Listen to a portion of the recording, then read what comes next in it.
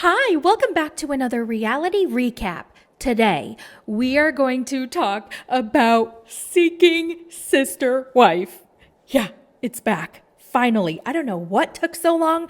I've been waiting because this has quickly become one of my favorite shows. It's weird. It's very weird. Actually, it might be a little weirder that I love this show, but I cannot for the life of me get into sister wives. You know, with Cody and then the rest of the women. I tried because in the last season, there was so much drama. Everybody was talking about it. So I was like, okay, I'm going to get into this. I want to know what the tea is.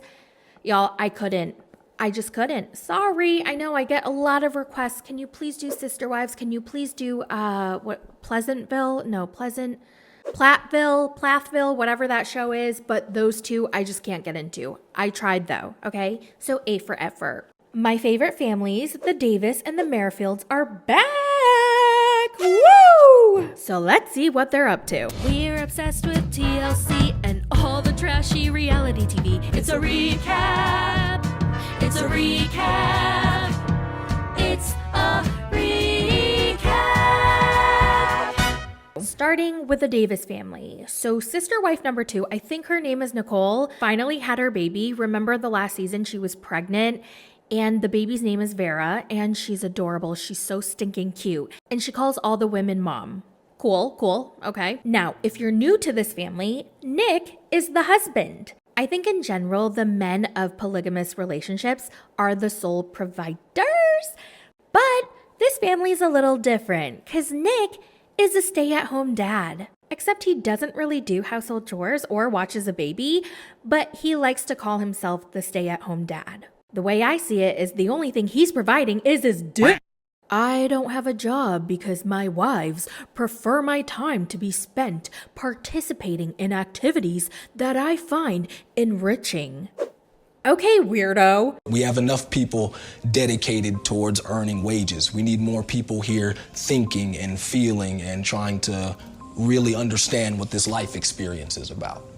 You know what? I'm actually going to learn from Nick and I'm going to use these lines on my future husband. I'm going to be like, babe, I feel like you make enough wages for the both of us. And I believe that our household needs someone to do the thinking, the feeling, the enriching, the edumacating. So I'm going to do that for us and stay home. This is April, wife number 1, also known as HBIC. And she would ideally like a total of 5 sister wives. So since they have 3, they only have 2 more to go.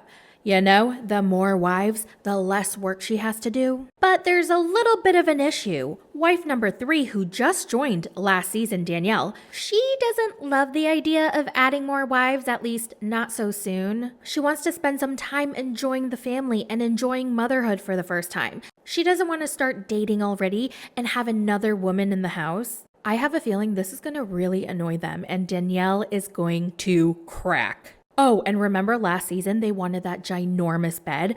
Well, they finally got one. It's 12 feet wide.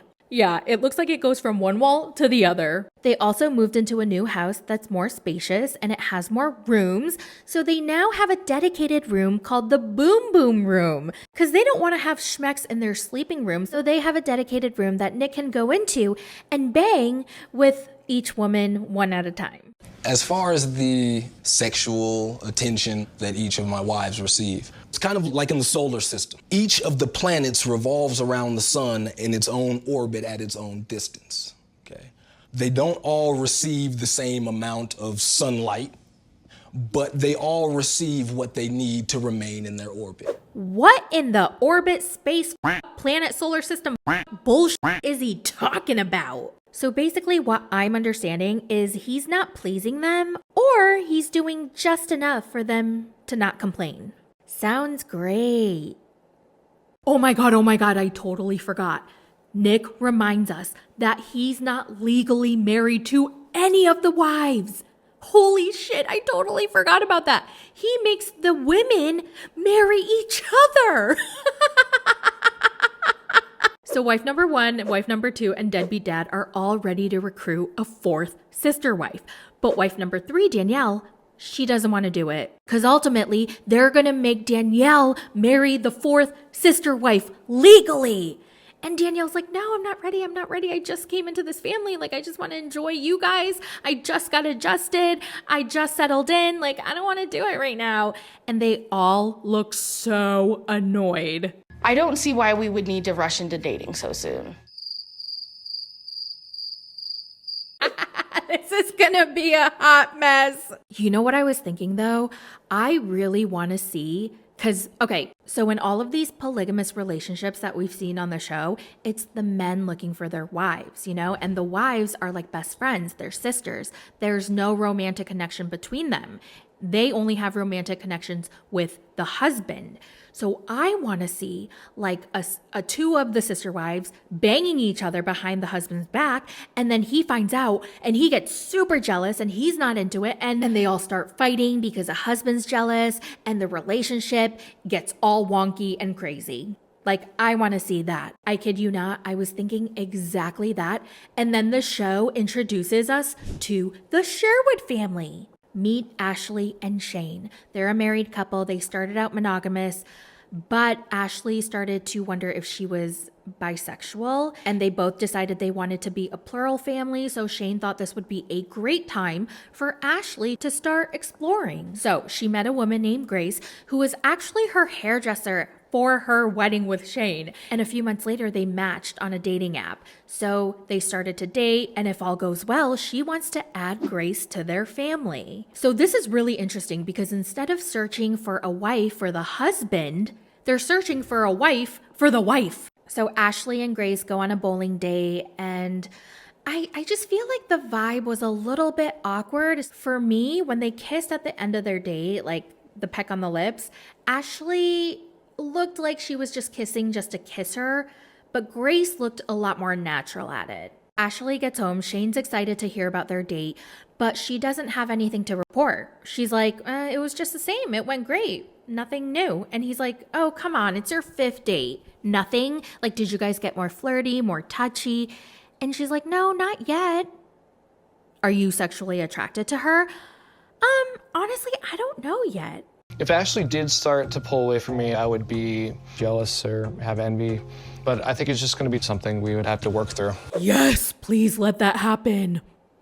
Shane revealed that his serious relationship in college was with a woman who came out as gay eventually. So he always wondered if it was his fault or if it was something that he did. So now he's a little worried that this might happen again with Ashley. Now, Ashley isn't sure if the reason why she's not feeling that sexual pull and attraction towards Grace is maybe because Grace and Shane need to meet, and if they have a connection, then maybe that'll make Ashley more attracted to Grace. Shane's like, so when do I get to meet her? And Ashley's like, we haven't really talked about it yet. It hasn't really come up. And now Shane's worried that Grace is trying to take Ashley away from him. But like, Ashley, you have a mouth, so why don't you bring it up to her? Don't just wait for Grace to bring it up. Like, you bring it up. You're the one who wants to add her to your family. Garrick and Danielle are back. It's a reflection of Jesus and his church, because a lot of the scriptures, the terms where it says he fills you with the Holy Ghost, it's actually a sexual term. It actually means like sperm going into intimacy that way. And even scientifically, we found that when a man and a woman become one and his sperm goes in the woman, that his DNA becomes part of her. It actually goes into her brain and she becomes one with him. What? Where the freak did he get that from? It's been a minute since everything fell through with Roberta, so they spent a little bit of time healing, and then they were ready to date again. So they met someone in Brazil at the same resort. So they tell their family about it, and the sister and the brother are like, wow, you guys are crazy. So how are things going? Well, I mean, we're dating a new girl. So where's this girl from? She's from Brazil. Another girl from Brazil, huh? And I think in the next episode, we get to meet her. I hope. We have a brand new family called the Salahuddins. It's Naim and Nyla. They've been married for 15 years and they're looking for a sister wife. They were raised Muslim and they practice Islam, and they're very comfortable with the idea of polygamy because it's a part of Islam. Nyla believes that every woman deserves a great man, but there just might not be enough men, so polygamy is perfect. I thought it was pretty interesting that it was Nyla's idea to start looking for a sister wife. And the reason's kind of funny. According to her, she noticed that her husband really thrives with a lot of love and support. Like, duh. So she had the realization, what if he has even more love and support from another person, like more than I can give? Then he would be incredible. So that's her reason. They've been dating a woman named Keisha, and she's from Georgia. Naim's mom comes over for a visit, and they tell her the news, we're going to seek a sister wife. And she's not really for it, but she's not going to stop them. She's just like, oh, I think it's like kind of gross. And then they get super defensive and they're like, well, we don't need your approval. And she's like, I'm not going to stop you. I'm just telling you my opinion. So they get into a little argument. And that's pretty much it for the recap of season 5, episode 1 of Seeking Sister Wife. Let me know all your thoughts in the comments, and I will talk to you guys in the next one. Bye. It's a recap. It's a recap.